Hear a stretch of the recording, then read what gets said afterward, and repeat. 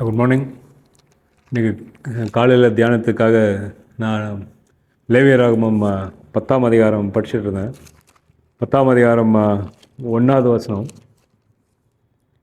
பின்பு ஆரோனின் குமாரனாகிய நாதாபும் அபியூவும் தன் தன் தூப கலசத்தை எடுத்து அவைகளில் அக்னியையும் அதன் மேல் தூப வர்க்கத்தையும் போட்டு கர்த்தர் தங்களுக்கு கட்டளையிடாத அக்னியை அவர்களுடைய சன்னதியில் கொண்டு வந்தார்கள். அப்பொழுது அக்னி கர்த்தருடைய சன்னதியிலிருந்து புறப்பட்டு அவர்களை பட்சித்தது. அவர்கள் கர்த்தருடைய சன்னதியில் செத்தார்கள். ஸோ இங்கே பார்க்குறாங்க, அவங்க ஒரு கர்த்தர் கட்டளையிடாத ஒரு அக்னி எட்டுன்னு போட்டதுனால கர்த்தருடைய அக்னி அவர்களை பட்சித்ததுன்னு. அப்போ இவங்களுக்கு இந்த ஆசாரியர்களுக்கு கர்த்தர் இந்த அக்னியை கண்டினியூஸாக பர்ன் பண்ணணும்னு சொல்லியிருக்காரு. அது லேவியராகமம் 6ஆம் அதிகாரம் 12ஆம் வசனத்தில் போட்டிருக்கு. அங்கே என்ன போட்டிருக்காருன்னா, பலிப்பீடத்தின் மேல் இருக்கிற அக்னி அவியாமல் எரிந்து கொண்டிருக்க வேண்டும்.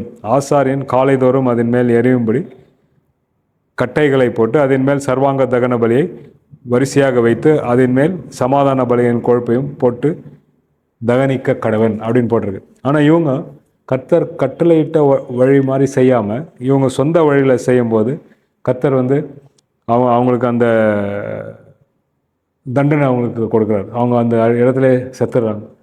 அப்போ இதை பார்க்கும்போது வேதத்தில் இந்த மாதிரி மற்ற எங்கன்னா நடந்திருக்கான்னு அப்படி பார்த்தா அநேக இடங்களில் நடந்திருக்கு.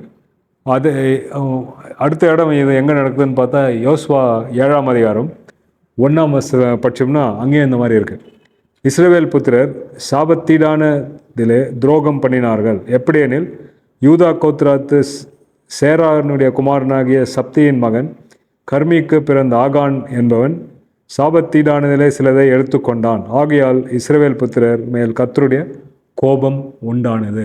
அப்போ இங்கே இந்த கோபம் உண்டானதுனால என்ன ஆச்சுன்னு பார்த்தீங்கன்னா, அவங்க ஆயின் பட்டணத்துக்கு சண்டைக்கு போகிறப்போ அவங்கள துரத்தி அடிச்சிடுறாங்க. துரத்தி அடித்தது மட்டும் இல்லாத 37 இஸ்ரவேலர்களையும் கொலை செய்கிறாங்க. அப்போ ஜோஷுவா கர்த்தரிடத்தில் போய் அழுகுறாரு. அப்போ கர்த்தர் 10ஆம் வசனத்தில் சொல்கிறார், 7ஆம் அதிகாரம். அப்பொழுது கர்த்தர் யோசுவாவை நோக்கி, எழுந்திரு, நீ இப்படி முகம் குப்புற விழுந்து கிடக்கிறது என்ன? இஸ்ரவேலர் பாவம் செய்தார்கள். நான் அவர்களுக்கு கட்டளையிட்ட என் உடன்படிக்கையை மீறினார்கள். சாபத்தீடானதில் எடுத்துக்கொண்டதும் களவு செய்ததும் வஞ்சித்ததும் தங்கள் பண்டம் பாடைகளுக்குள்ளே வைத்ததும் உண்டே அப்படின்னார். அப்போ இங்கே பார்த்தா ஏக்கன் கர்த்தர் கட்டளையிட்டதை செய்யாமல் மீறினதுனால இஸ்ரவேல் மக்கள் மீது இந்த தண்டனை கர்த்தருடைய கோபம் வந்தது. இதே மாதிரி மற்ற இன்னொரு இடத்துல பார்க்கும்போதும் பார்த்தோம்னா 2 சாமுவேல் 24ஆம் அதிகாரத்தில் தாவீது அவங்க எண்ணிக்கை மக்கள் தொகையை எண்ணிக்கை பண்ணுறாருங்க.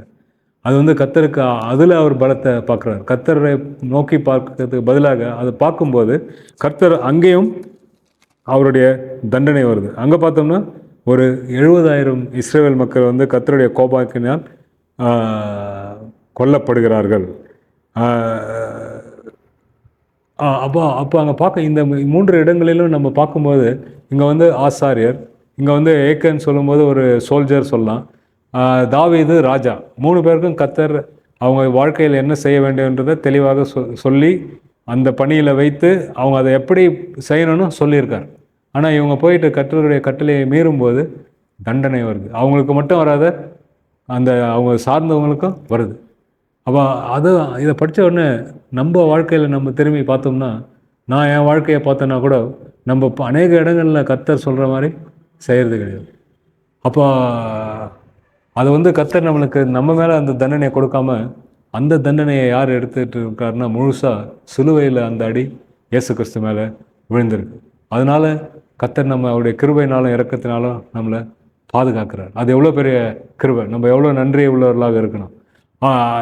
அதுலேருந்து இந்த காரியங்கள்லேருந்து நம்ம கற்றுக்கொள்ள வேண்டிய பாடம் என்னென்னா, கர்த்தர் இந்த உலகத்தில் நம்மளுக்கு வைத்து நம்ம என்னென்ன பணி செய்ய வேண்டும், எங்கே இருக்க வேண்டும் என்றதை நியமித்திருக்கிறார். அந்த நியமித்தது மட்டும் இல்லாத அதை எப்படி செய்ய வேண்டும் என்று ஒவ்வொரு சின்ன சின்ன காரியங்களையும் வேதத்தில் நம்மளுக்கு தெளிவாக கற்றுக் கொடுத்துருக்கிறார். அப்போ அதை நம்ம கண்டிப்பாக பின்பற்றி நடக்க வேண்டும். அதான் கர்த்தர் விரும்புகிறார். இந்த சம்பவங்கள்லேருந்து அதான் நமக்கு தெரியுது.